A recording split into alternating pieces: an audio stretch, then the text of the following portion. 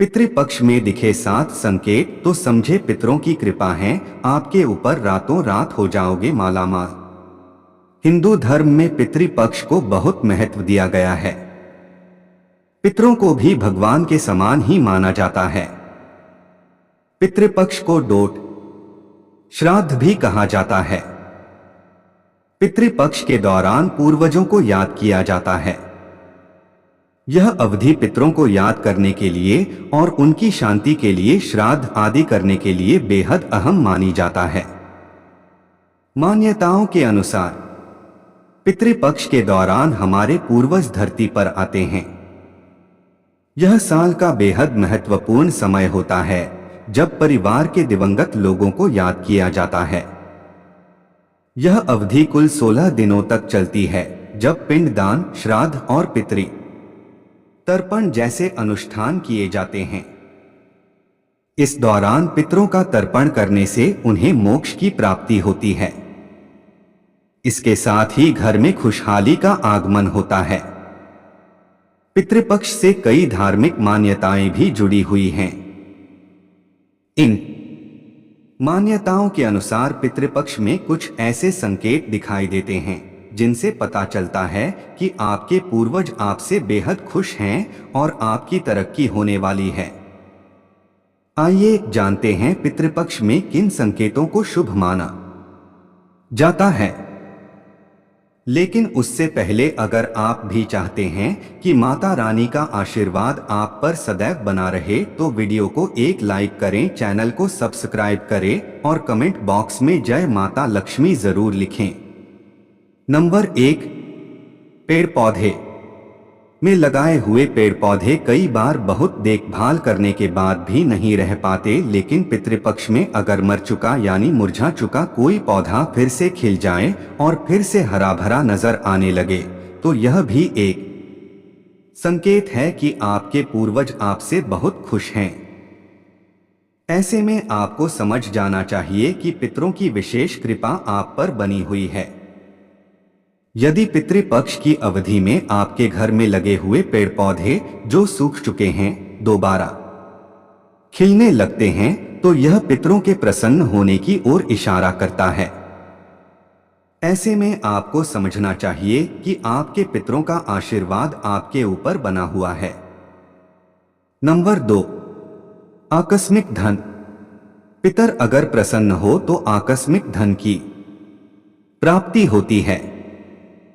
लंबे समय से अटके हुए कार्य पूर्ण हो जाते हैं। पितृपक्ष में परिजनों द्वारा किए श्राद्ध से अगर पितर खुश होते हैं तो कुछ संकेत स्पष्ट रूप से दिखाई देते हैं। इन संकेतों को पितरों की प्रसन्नता और संतुष्टि का संकेत माना जाता है। नंबर 3, कौआ। पितृपक्ष में अगर कौआ घर की छत पर बैठे दिखाई दे या फिर कौआ चोंच में तिनका लाता हुआ दिखाई दे तो ये उनकी प्रसन्नता का संकेत होता है। इस संकेत का अर्थ होता है कि जल्द ही आपको धन लाभ होने वाला है। वही पितृपक्ष में आपके घर के आंगन, छत, खिड़की आदि जगहों पर कौआ आकर काम करता है तो यह पितरों के खुश होने का संकेत माना जाता है। कौए को डोट यमराज का दूत भी कहा गया है। ऐसे में मान्यता है कि कौआ यमलोक से पितरों का कोई संदेश लेकर आता है। इसके अलावा पितृपक्ष में कौआ आपके द्वारा दिए भोजन को ग्रहण कर ले तो ये शुभ संकेत होता है। कहते हैं ऐसा तब होता है जब आपके पितर प्रसन्न हो। पितृपक्ष में गाय और कौवे का एक साथ नजर आना भी पितरों की खुशी का संकेत माना जाता है। नंबर 4, सफेद फूल या पंख मिलना। पितृपक्ष में अचानक से आपको सफेद फूल या सफेद पंख मिल जाए तो ये भी पितरों की प्रसन्नता का संकेत माना जाता है। साथ ही ये इस बात का भी संकेत है कि पितृ आपके जीवन में सुख शांति लाएंगे। आप पर उनका आशीर्वाद है और हर स्थिति में वो आपके साथ हैं।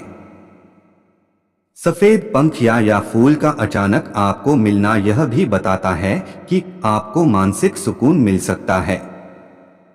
नंबर 5, शांति और सकारात्मकता महसूस करना। पितृपक्ष की अवधि में अगर आप सकारात्मक भावों से भरे हुए हैं, किसी भी तरह का नकारात्मक विचार आपके मन में नहीं आ रहा, तो इसका अर्थ है कि पितरों की शुभ दृष्टि आप पर है। पितृ आपकी सुरक्षा कर रहे हैं और नकारात्मकता से आपको बचा रहे हैं। साथ ही पितृपक्ष के दौरान कहीं कहीं आपके घर में या आपके आसपास वो विचरण कर रहे हैं। नंबर 6, काले कुत्ते या गाय का घर में। अगर श्राद्ध के दौरान काला कुत्ता या गाय आपके पास आती है तो इसे भी शुभता का सूचक माना जाता है। खासकर पितृ पक्ष में काले कुत्ते या काली गाय का घर में आ जाना दर्शाता है कि आपके पूर्वज आपके आसपास हैं।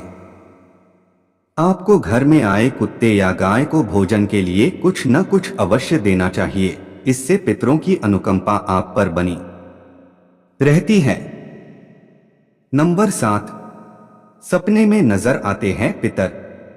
अगर आपको पितृपक्ष के दौरान सपने में अपने पितर या पूर्वज नजर आते हैं तो आपको शुभ संकेत मिलने वाले हैं, यानी आपकी पूजा से पितर खुश है और आपको तरक्की का आशीर्वाद दे रहे हैं।